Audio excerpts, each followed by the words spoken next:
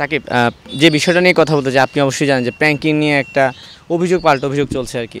প্রথম কথা আমি একটু আপনার কাছে জানতে চাই যে কতদিন হলো আপনি নিজে প্র্যাঙ্কিংয়ে আছেন, আপনার কাছে প্র্যাঙ্কিংয়ের পরিবেশটা একটু জানতে চাই, একদম অনেস্টলি যদি বলেন। আচ্ছা, আমি প্র্যাঙ্কিংয়ের সাথে আছি অলমোস্ট 3 বছরের মতো হলো।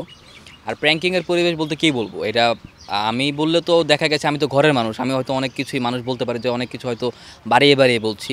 নট অনলি মি, এখানে আমাদের বাইরের যারা আর্টিস্ট কাজ করতে আসেন তারাও বলবেন প্র্যাঙ্কিং সম্পর্কে এক বাক্যে। এখানে প্রতিটা মেয়ে সেফ, প্রতিটা ছেলেও সেফ। এখানে আমরা সচরাচর মিডিয়াতে যেভাবে কাজ করা হয় তার থেকে একটু ভিন্নভাবে কাজ করা হয়। দেখা গেছে প্র্যাঙ্কিংয়ের প্রত্যেকটা আর্টিস্টকে পার্সোনালি আমাদের টিমের যারা যারা আছেন বড় ভাইরা আমাদেরকে পার্সোনালি মনিটরিং করেন, যেন আমরা দেখা গেছে আমাদের ফ্রেন্ড সার্কেল কেমন হবে, আমরা বাইরে কে কী করছি সেই ব্যাপারে মনিটরিং করা হয়।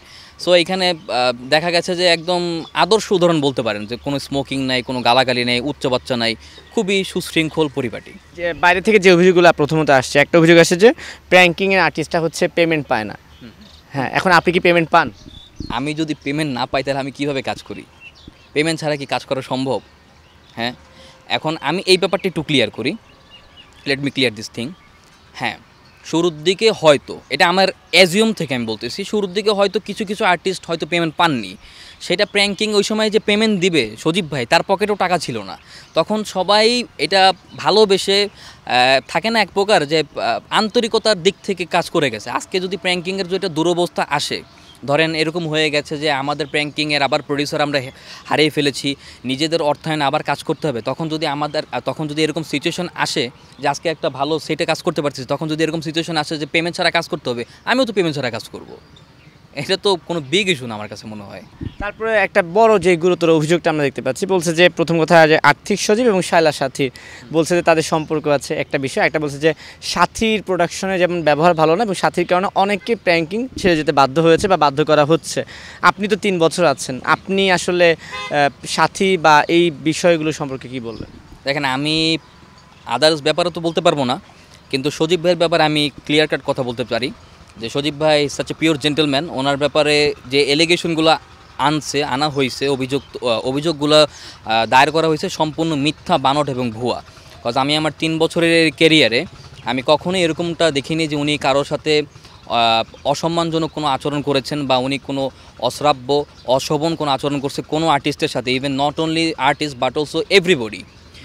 এখানে প্রোডাকশন বয় বলেন, আমাদের মেকআপ ম্যান বলেন, এখানে তো একটা টিম, আমরা সবাই পরিবারের মতো কাজ করি। তো সদীপ ভাই কখনও তার মুখ থেকে কখনো কোনো স্ল্যাং, কাউকে তুই তোকারি, হুমকি ধমকি এরকম কখনোই ওনাকে আমি এরকম দেখিনি। এবং এটা আমার মুখের কথা না, আপনি বাইরে যে কোনো আর্টিস্ট আছে তারাও তো বাইরে কাজ করে, তারা হয়তো আমার মতো এরকম করে বলবে না, কিন্তু তারা নিউট্রাল জায়গা থেকে বলবে। তো এখানে আমি বলতে পারবো যে কেউ প্রমাণ করতে পারবে না যে সদীপ ভাইয়ের চারিত্রিক ব্যাপারগুলো নিয়ে। আর সাথী সম্পর্কে যে অভিযোগ শুনতে পাচ্ছে সেই ব্যাপারে আপনার কোনো মন্তব্য আছে কিনা? সেই ব্যাপারে আসলে আমি এখন এই ব্যাপারে কোনো মন্তব্য করতে চাচ্ছি না। কেন মন্তব্য করতে চাচ্ছি না? কাজ জিনিসগুলো যখনই প্রমাণিত হবে তখনই হয়তো মানুষ জানতে পারবে, বা এরকম কোনো একটা কিছু যেটা আমি দেখি নাই, শুনি নাই। সো এই ব্যাপারে আমি কোনো কমেন্ট করতে চাই না। আমি শুধু আমার কাজ নিয়ে আমি বললামই তো, নো মোর কন্ট্রোভার্সি। যেহেতু আপনাদের প্রোডাকশনে আপনারা অনেকেই আছেন, আপনি আছেন, আরোহী মিম বলেন, সাথী বলেন, রাফসান বলেন, মিরাজ বলেন, সবাই মিলেই কাজ করছেন। আপনাদের মধ্যে বন্ডিং বা এই যে সাথীকে কেন্দ্রিক যে অভিযোগগুলো, আপনাদের মধ্যে বন্ডিং, ব্যবহার বা ইয়েটা কেমন? আমাদের ভিতরে বন্ডিং বেশ ভালো। প্রফেশনাল বলেন, পার্সোনাল বলেন, মোটামুটি ভালোই। পার্সোনাল হয়তো বন্ডিং অতটাও স্ট্রং না, দেখা গেছে অতটা স্ট্রং না। আমি ওই ক্ষেত্রে বলতেছি রেগুলারলি একটা দেখা সাক্ষাতের একটা ব্যাপার স্যাপার থাকে।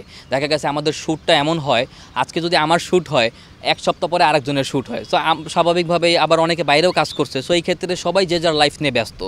সো ওইখান থেকে বলতেই পারেন একটু দূরত্ব বেড়ে গেছে, এইটাই, এতটুকু। ওইটা দূরত্ব মানে হইতেছে দেখা সাক্ষাৎ একটু কম হয়, ওই ক্ষেত্রে আমি বলতেছি। আগে যেমন আমাদের বাইরে কাজ করতাম না, রেগুলার একসাথে দেখা হইতো, একদম চিপকা চিপকি করে থাকতাম, প্রতিদিন দেখতেন একসাথে টিকটক করতেছে, এটা করতেছে, ওইটা দেখেন না জাস্ট বিকজ অফ দ্যাট।